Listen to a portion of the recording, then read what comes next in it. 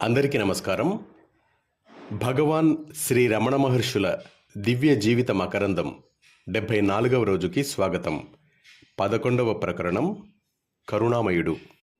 కరుణా సముద్రుడగు శ్రీ రమణ భగవాన్ భక్తుల ఎడల, పిల్లల పట్ల, పశు పక్షి మృగాదులపైన, వాటికి స్థావరాలైన వృక్షాల మీద చూపించిన కరుణ అపారం. ఆ మహనీయుని కరుణా దృష్టికి పాత్రమైన సంఘటనల వివరాలు కొన్ని విందాం. భగవాన్ ఎప్పుడూ చెప్పులు వేసుకునేవారు కాదు. ఎంత మండుటెండైనా సరే ఒట్టి కాళ్లతో మెల్లగా నడిచి వెళ్ళేవారు. కానీ తన వెంట వచ్చే భక్తుణ్ణి చెప్పులు వేసుకోమని, పరుగులు తీస్తూ నీడకు వెళ్ళమని తొందర పెట్టేవారు. ఒక వేసవికాలం మధ్యాహ్నం 1 గంటకు మండుటెండలో కాలుతున్న బండలపైన పలాకొత్తుకు మెల్లగా నడిచి వెళ్తున్నారు. పక్కనున్న భక్తుణ్ణి పైపంచను కాళ్లకు చుట్టుకోమని, చెట్టు నీడకి పరిగెత్తి వెళ్ళమని తొందర పెట్టసాగారు కరుణామయుడైన భగవాన్. తన పాదాలు కాలుతున్నా లెక్క పెట్టకుండా భక్తుల పాదాలు కాలకూడదని చూసేవారు. అసలు ఆయనకు పాదాలు కాలవేమో మరి. ఒకనాడు భగవాన్ రంగస్వామిని ఉపదేశసారం కాపీ తీసుకున్నావా అని అడిగారు. దానికతడు వ్యవధి లేకపోయింది అన్నాడు. అది విని భగవాన్ ఇప్పుడేం చేస్తున్నావు అని అడిగారు. మీ కౌపీనం ఉతకడానికి పలాకొత్తుకి వెళ్తున్నాను అన్నాడు. సరే, నువ్వు నా పని చెయ్యి, నీ పని నేను చేస్తాను అని ఉపదేశసారం అంతా కాపీ చేసి పెట్టారు కరుణామూర్తి భగవాన్.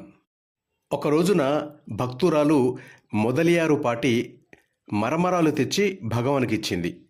అప్పటికే ఆమెకి చూపు పోయింది.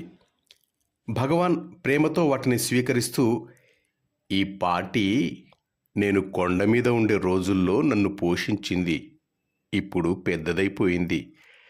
ఇక్కడ కూర్చుని మాతో పాటు తిను అంటే వినదు. ఏదో ఒకటి తెచ్చి పెడుతుంది భగవానికి అని అన్నారు భగవాన్. పాటివైపు తిరిగి ప్రసన్న వదనంతో, పాటి, నీకు చూపు లేదు కదా, దర్శనానికి రోజు ఎందుకు వస్తావు అని ప్రశ్నించారు. అప్పుడు పాటి సంతోషంతో, నీ చూపు నా మీద పడాలనే వస్తున్నాను. నేను చూసేదేముంది ఈ తోలు కళ్ళతో అంది. ఆ మాటలకు కరుణామూర్తి అయిన భగవాన్ కరిగిపోయి ప్రసన్నవదనులై, ఈ మరమరాలు కొంచెం వేడి చేసి మిరియాల పొడి వేసి తీసుకురండి, రుచిగా ఉంటాయి. మరీ వేడి చేస్తే మరమరాలే ఉండవు సుమా అన్నారు. కొండ మీద విరూపాక్ష గుహలో ఉండే రోజుల్లో ఒకనాడు భగవాను మొదలియారు స్వామి కలిసి కొండ మీదకు వెళ్ళారు. అక్కడ ఒక గొల్లపిల్ల ఏడుస్తూ నించుంది. ఆ పిల్ల ఏడుపుకి కారణమేమిటని అడగ్గా, ఆ పిల్ల తన చిన్న మేకపిల్ల 15 అడుగుల లోతుగా ఉన్న గోతిలో పడిపోయిందని చెప్పింది. వెంటనే కరుణాళు అయిన భగవాను సాహసంతో ఆ గోతిలోకి దిగారు.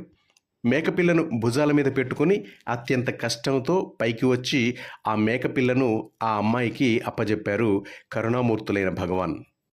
ఒకరోజు భగవాన్ అప్పుడే రైలు దిగి వస్తున్న భక్తుడు జీవి సుబ్బరామయ్యతో, ఆలస్యంగా వచ్చారే, రైలు వచ్చి చాలాసేపు అయింది కదా, మధ్యలో ఎక్కడైనా ఆగారా అని అడిగారు.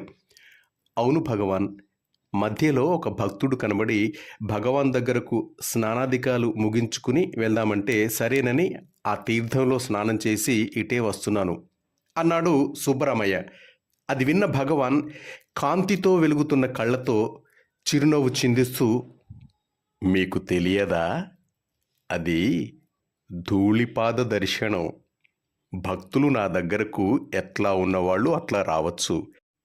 స్నానాలు, పాద ప్రక్షాళనలు చేసుకోనక్కర్లేదు. ఇక్కడ నుండి వెళ్ళేటప్పుడు కూడా ఈ ఆశ్రమ పాద ధూళితో స్వగృహాలకు వెళ్ళటమే ఉచితం. ఇది ధూళిపాద దర్శనం, ధూళిపాద దర్శనం అన్నారు. శ్రీ రమణదేవుని నోటి నుండి అప్రయత్నంగా, అసాధారణంగా వెలువడిన ఆ కరుణామయ వాక్కులకు సుబ్బరామయ్యతో పాటు అక్కడున్న భక్తులందరూ ఆనందాబ్దిలో మునిగిపోయారు. 1937లో భక్తుడు సయ్యద్ భగవాన్ దర్శనానికి వచ్చి తీవ్రంగా జబ్బుపడి ఆశ్రమంలో ఓ గదిలో ఉన్నాడు. భగవాన్ కొండ మీదకు వెళ్తూ సయ్యద్ గదిలోకి వచ్చి ఎంతో వాత్సల్యాన్ని చూపిస్తూ 3 సార్లు ఉప్మా వండి సయ్యదుకు పెట్టారు. భగవాన్ సయ్యదుపై చూపిన కరుణ ప్రత్యేకమైంది. భగవాన్కు అందరూ సమానమే కావచ్చు, కానీ కొందరిపై ప్రత్యేక కరుణను వర్షిస్తారు వారు.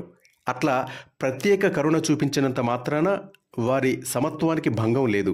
అందుకే కావ్యకంఠ గణపతి ముని భగవాన్ యొక్క ప్రత్యేక అనుగ్రహాన్ని పొందటమే ముఖ్యం అని అంటూ ఉండేవారు.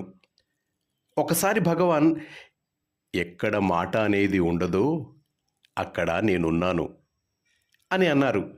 వెంటనే ఒక భక్తుడు, అయితే మీరు ఎందుకు మాట్లాడుతున్నారు అని అడిగారు. దానికి భగవాన్, కరుణ వల్ల అని సమాధానం చెప్పారు.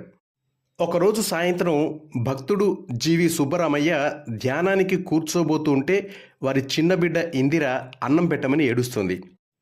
ధ్యానం చేసుకుని వచ్చిన తర్వాత అన్నం పెడతానని ఆయన ఆ పాపను కసురుకుంటున్నాడు. అంతలో అటే వస్తున్న భగవాన్ ఆ పిల్ల ఏడుపు విని సుబ్బరామయ్యను పిలిచి, ముందు ఆ బిడ్డకు అన్నం పెట్టండి, అది ధ్యాన ఫలం. వాత్సల్యం లేని ధ్యానం ఎందుకు? పిల్లలు ఎక్కడ సంతోషంగా ఆడుకుంటూ ఉంటారో అదే దేవలోకం అని అన్నారు. బిడ్డలపై ఆయన చూపిన కరుణకు సుబ్బరామయ్య ఎంతో సిగ్గుపడ్డాడు.